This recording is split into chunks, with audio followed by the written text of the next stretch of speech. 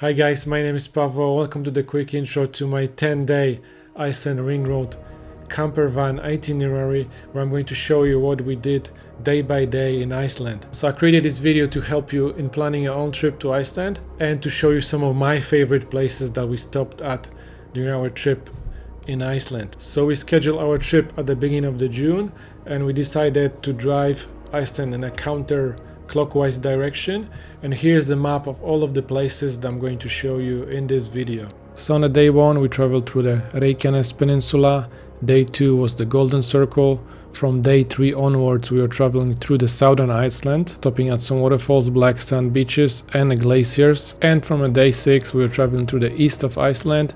We hiked to the base of Hengifoss and went to Studlagil Canyon.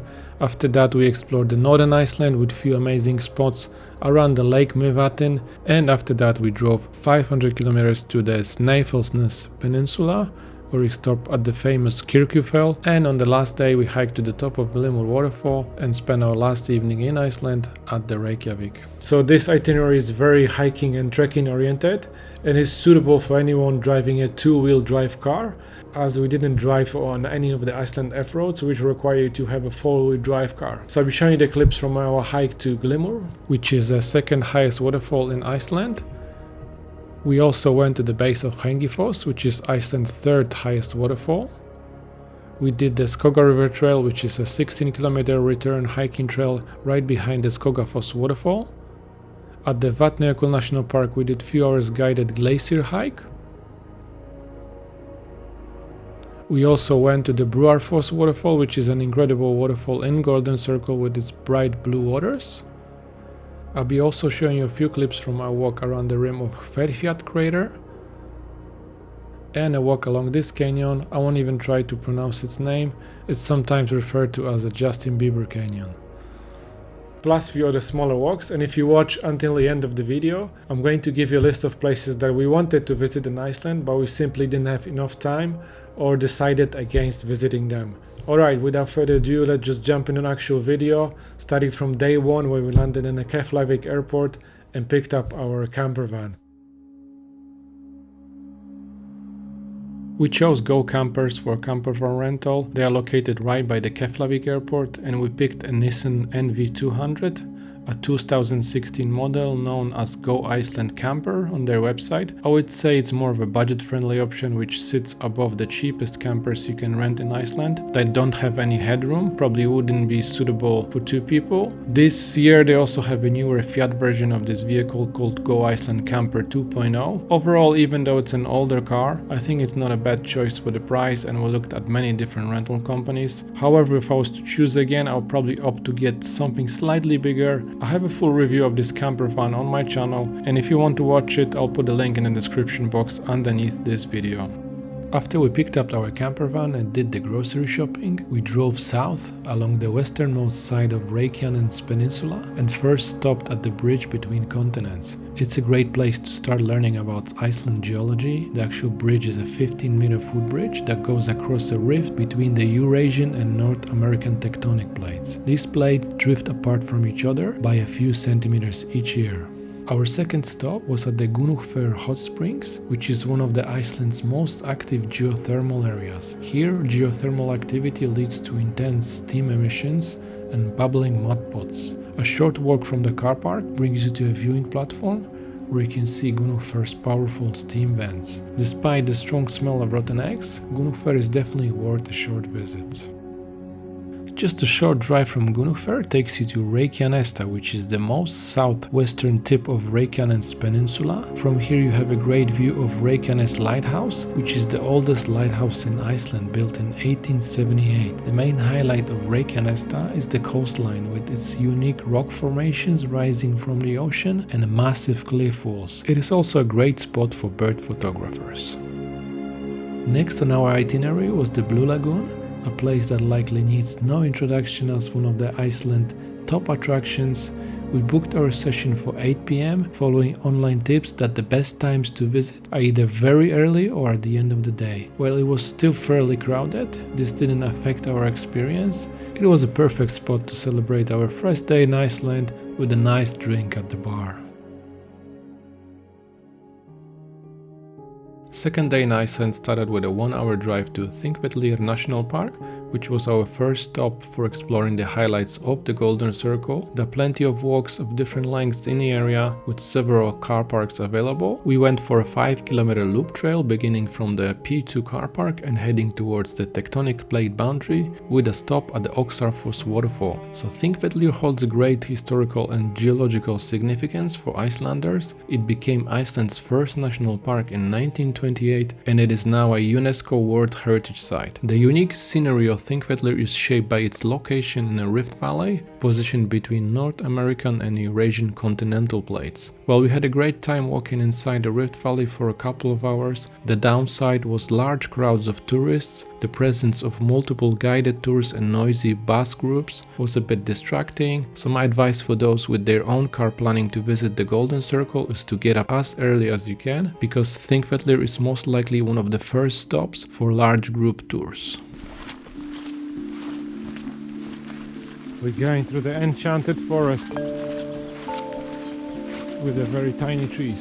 Our second stop was at the Vestrahorn, which was my favorite place along the Golden Circle route, and there are two ways you can visit this incredible waterfall with its bright blue waters. Blue!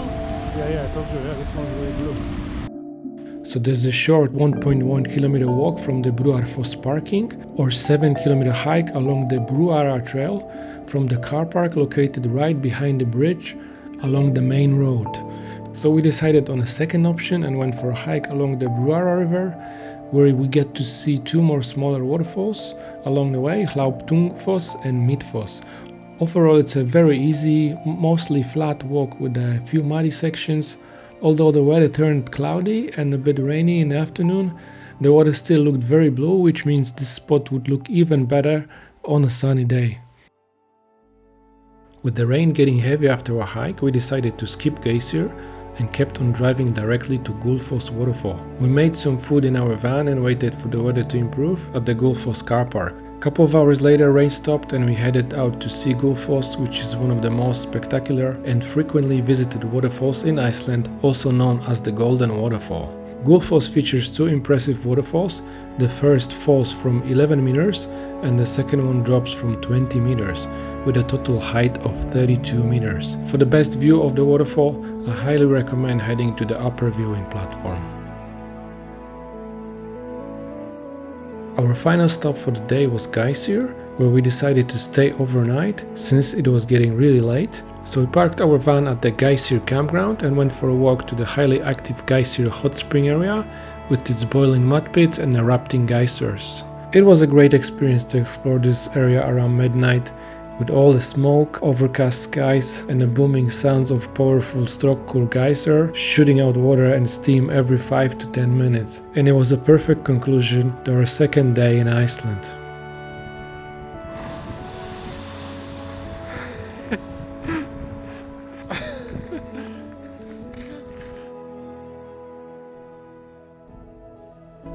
With the rain putting us a bit behind schedule, we started day 3 of our Iceland road trip with a drive to the Kerrit crater, which is still one of the Golden Circle attractions. Over there we went for a short 30-minute walk around the crater lake to stretch our legs and then headed towards southern Iceland, where our first stop was Seljalandsfoss, which is a 60-meter high waterfall that has a footpath behind it, allowing you to fully encircle the waterfall and see it from all angles. However, if you're thinking of walking behind this waterfall, be sure to wear waterproof clothing and gear because it splashes a lot of water. 150-meter walk from the well-known Seljalandsfoss waterfall, hidden within spectacular canyon, is another gem of this area, Gljúfur, also known as the Canyon Dweller. If you want to get closer to the falling waters of this waterfall, wearing a waterproof boots, pants and a rain jacket is the only way to protect yourself from getting completely soaked. Day 3 of our ring road trip concluded with a visit to the Skogafoss, our final stop as we prepared to go for 16-kilometer return hiking trail that follows the Skoga river. The impressive Skogafoss drops down from 60 meters and getting up really close to this majestic waterfall is an incredible experience.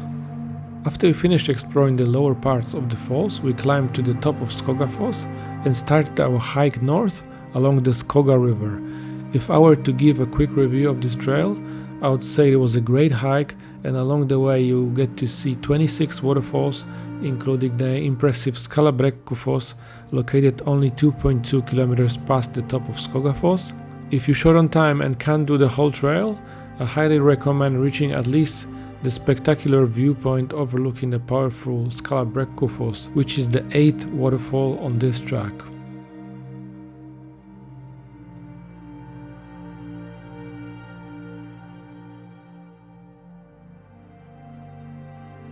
Day 4 of our trip around Iceland began with an early rise and a 15 minutes walk to the less visited Fjaðrárgljúfur waterfall, located not far from Skogafoss in a beautiful mossy green gorge. This amazing 30-meter waterfall offers the unique experience of walking behind it into a small cave, making it a must-visit spot. Next on our list was a quick visit to the Vatnajökull, which was our first Icelandic glacier encounter, and it is only a short drive off the ring road. A brief 15-minute walk brings you to the glacier viewing platform with plenty of information boards explaining the measurements and melting process. Since we woke up very early, we found ourselves alone at the site, making the experience even more magical. Moving east, we visited the Iceland Peninsula, known for its expansive views of the endless black sand beach, as well as its historic lighthouse and a Iceland arch. However, Iceland isn't only about the incredible views, it's also a home to a diverse range of bird species, with puffins being a clear favorite among visitors. On one side of this peninsula, you'll be able to have a first look at the famous Reynisfjara beach, which was our next stop. Despite the large crowds during the middle of the day, we had a great time exploring the area on a beautiful sunny day. It was very windy, but since there were no sneaker waves, we could walk all the way to the end of the beach to see the legendary Reynisfjara rock pillars up close.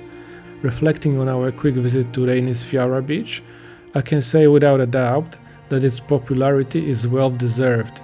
It's a must-see spot in Iceland, and I imagine it would be even more scenic during the early morning hours or at sunset. We are at the black sand beach, eating sand. Go. Black windy beach. Go in reverse.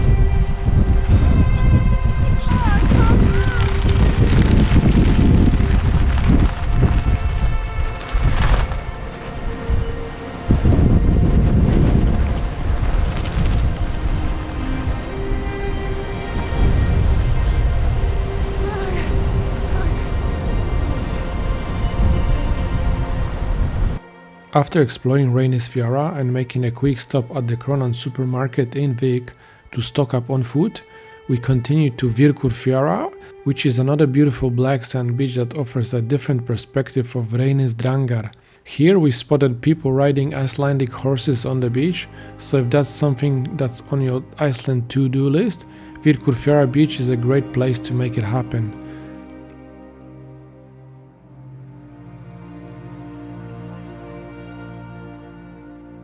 Next on our itinerary was a 3-kilometer return hike along this beautiful canyon, where Justin Bieber filmed the opening scenes of his I'll Show You music video. This canyon, with depths reaching up to 100 meters and length of 2 kilometers, was shaped over approximately 9,000 years by the ongoing erosion from glacial waters.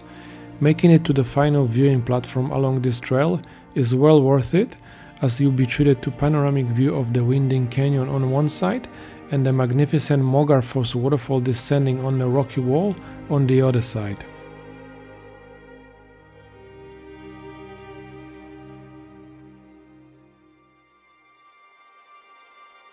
I was really excited for day 5 of our Iceland Ring Road trip, as we had a 4-hour glacier hike scheduled at 9 AM with Icelandic mountain guide. After a quick introduction and getting fitted with the necessary glacier gear, including an ice axe and crampons, we headed on a 20-minute drive to Fjaðrárgljúfur, which is an outlet glacier from the Vatnajökull ice cap. The experience of walking on the biggest glacier in Europe was absolutely incredible and the standout highlight of our Iceland trip.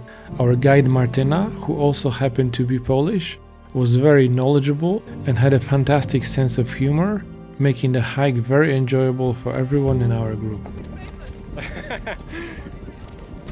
After the incredible glacier hike, we had a quick lunch jumped in our van and drove to Fjaðrárgljúfur Glacier Lagoon.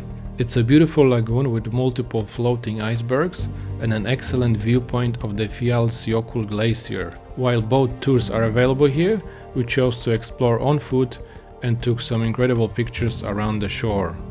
Our next few stops were around Jokulsarlon Lagoon, where we planned to do a boat tour. Unfortunately, we arrived a little late in the day and missed the opportunity.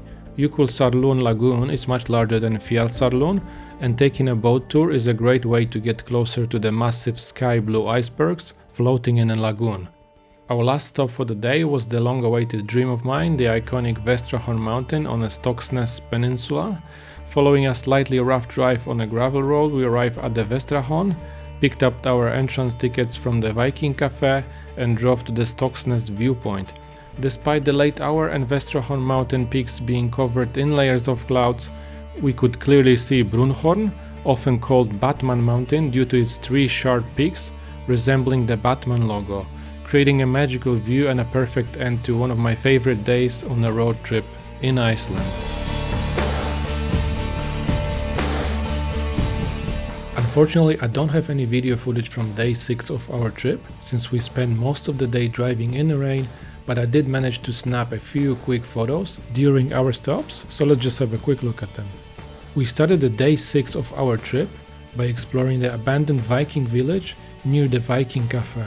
The village, a detailed replica of an authentic Viking settlement, was built in 2010 as a movie set for Universal Studio production. However, it was later scrapped as a filming location due to the budget constraints. Even though it isn't a genuine historical Viking village, it is perfect for photography enthusiasts. We had a great time exploring the village and taking photos on a Viking boat. We then stopped at another beautiful black sand beach, featuring the remarkable rock column emerging from the middle of it, and another amazing waterfall, located along a very steep gravel road, Oxy 939. After that, we drove to Atlavik campground, which was our last stop of the day. Without a doubt, Atlavik was the most beautiful campground we stayed at in Iceland.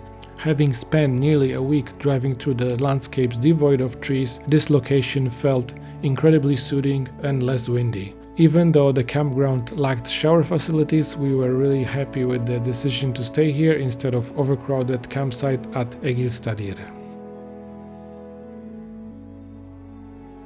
After a restful night at Atlavik campground, we were ready for a 5.6 km hike with over 400 meters of elevation gain to Iceland's 3rd tallest waterfall, the majestic Hengifoss. This amazing hiking trail takes you through Seljalandsfoss waterfall, where you can admire the remarkable basalt stone columns. Once you reach the base of Hengifoss, you'll be greeted by a towering 128-meter tall waterfall with striking red clay and black basalt patterns. Next on our itinerary was Stuðlagil Canyon in the Jökuldalur Valley, known for its remarkable basalt columns and the vibrant turquoise waters of Jökulla River. We first parked at the official Stuðlagil parking, which actually lacks direct access to the trail leading to the canyon floor, but it features a large viewing platform that offers a great view of the canyon and surrounding areas. We then drove back and parked at the Stuðlagil East Side parking, where the nearly 10-kilometer round-trip trail to the Stuðlagil Canyon begins. However, after walking a couple of kilometers on the gravel road, we decided to turn back as it didn't seem very exciting after the incredible Hengifoss hike. For those with four-wheel drive car, you can bypass the initial walk and drive straight to parking Klaustrusel, although I think our Nissan camper would have easily handled this road after walking on it for a bit. Our next stop was a short visit to the Krafla crater. Krafla's magma chamber is only 2 kilometers below the surface, and Krafla is one of the Iceland's major volcanoes. Apparently it takes roughly an hour to walk around the 300-meter diameter rim of the Krafla crater. However, for security reasons, it's not currently possible to walk the entire rim, and only about a third of it is accessible. Out of all places we visited in northern Iceland, around Lake Mývatn, Fjaðrárgljúfur was my clear favorite, as it felt like we had landed on Mars. The magical orange-colored landscape of Førir, with Mount Namafjall in the distance, is filled with mud cauldrons, steaming vents, radiant mineral deposits, and piping fumaroles. The experience was even more unforgettable because we arrived very late and found the place nearly empty. Cloudy late evening sky provided the perfect backdrop for some of the most amazing photos we took in Iceland. We woke up to a beautiful sunny day, and at the top of our list was 4.3 km walk around the rim of Hverfjall crater. Hverfjall is a 396 meter high, tephra explosion, black ash crater with very steep slopes. The clear day we had during our visit offered spectacular views, allowing us to see the nearby lava fields, Mount Namafjall, and the vast expanse of Lake Mývatn. If you're visiting Lake Mývatn, this crater should be definitely at the top of your list, as it offers a one-of-a-kind experience.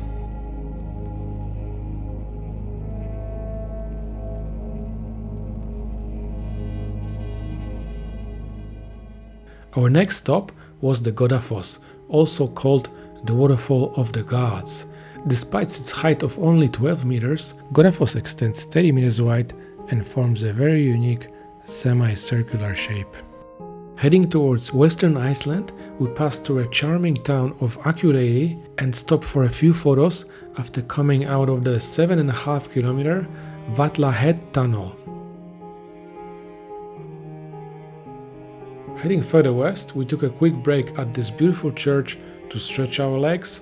This historic church is one of the oldest stone churches in Iceland, consecrated in 1877. After a long day on the road, we finally reached the Snaefellsnes Peninsula, with our first stop being the Mount Kirkjufell, the most photographed mountain in Iceland, also known as the Church Mountain.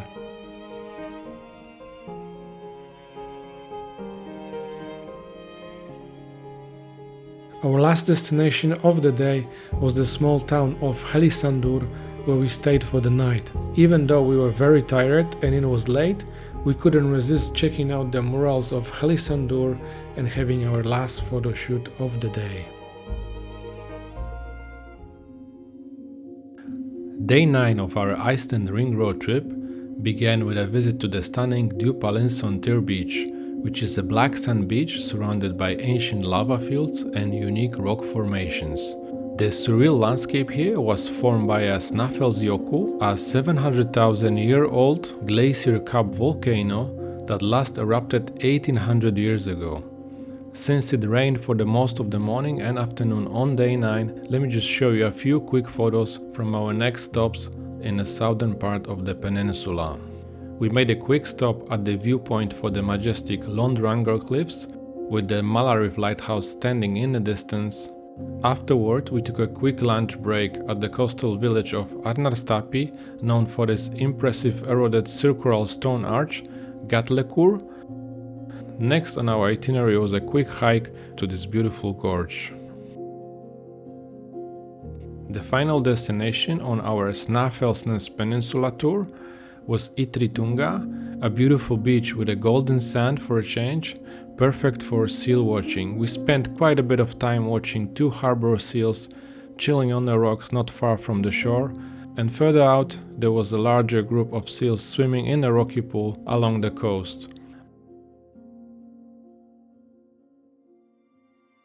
With perfect sunny weather on our last day, we set out for the 7-kilometer hike to the top of Glymur, which is Iceland's second tallest waterfall at 198 meters.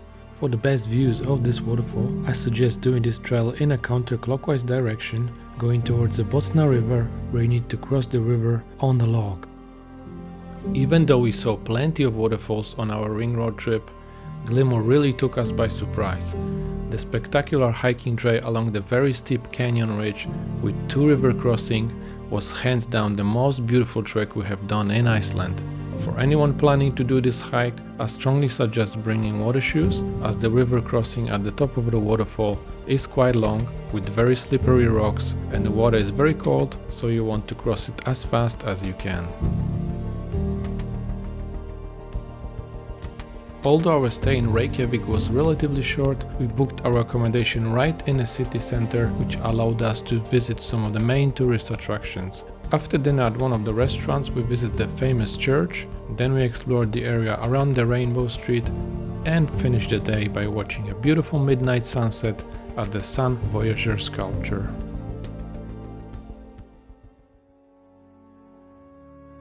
Thank you for sticking around and watching until the end of the video. If you enjoyed it, please give it a thumbs up and consider subscribing to my channel if you haven't already for more content like this. As I mentioned in the beginning of the video, I'm going to give you 10 additional spots that you can add to your own Iceland Ring Road Itinerary and a brief cost breakdown of our trip at the end of this video. If you're not heading to the westernmost part of the Reykjanes Peninsula like we did, and you won't be stopping at the Glymur, be sure to visit Seljalandsfoss, which is home to several geothermal fields in the Reykjavik area. Inside the volcano is a tour that offers the unique opportunity to descend into the only accessible lava chamber on Earth. If you're planning to visit the Golden Circle, consider doing a diving or snorkeling tour with the Silfrafish or Arctic Adventures. We really wanted to stay at Pagil campground for a night, drawn by the scenic drive to the location. However, due to time constraints, we couldn't make it. Not too far from Pagil you'll find Katla Ice Cave, a unique cave located inside a glacier on top of a volcano, and you can book a tour to visit it. Westman Islands can be definitely added to your itinerary if you're interested in seeing world's largest puffin colony or hiking Eldfell volcano. In order to reach Landmannalaugar, you'll need to have a four-wheel drive car and visit Iceland around the middle of June when all F-roads leading to this area begin to open. If you are for a 7-kilometer hike to visit the DC-3 plane crash site on the Black Sand Beach, definitely include this spot in your itinerary. We really wanted to visit this canyon next to Fjaðrárgljúfur Lagoon, but didn't have enough time. I highly recommend checking it out if that's something you're interested in seeing. Known as Iceland's whale watching capital, Húsavík is an excellent town to visit in northern Iceland. If you're unable to visit the Blue Lagoon, or maybe want to try something else, consider trying the Sky Lagoon, which is a relatively new geothermal spa opened in 2021, located in Reykjavik. And finally, here's a quick cost breakdown. All of the prices are shown in Australian dollars, and these are the amounts we paid in 2023. As you can see, traveling around Iceland in a campervan is quite affordable and provides great flexibility to explore at your own pace without worrying about specific check-in times. We spent a total of 4,500 Australian dollars on that trip, and it was an amazing introduction to our 6-week trip around Europe in 2023.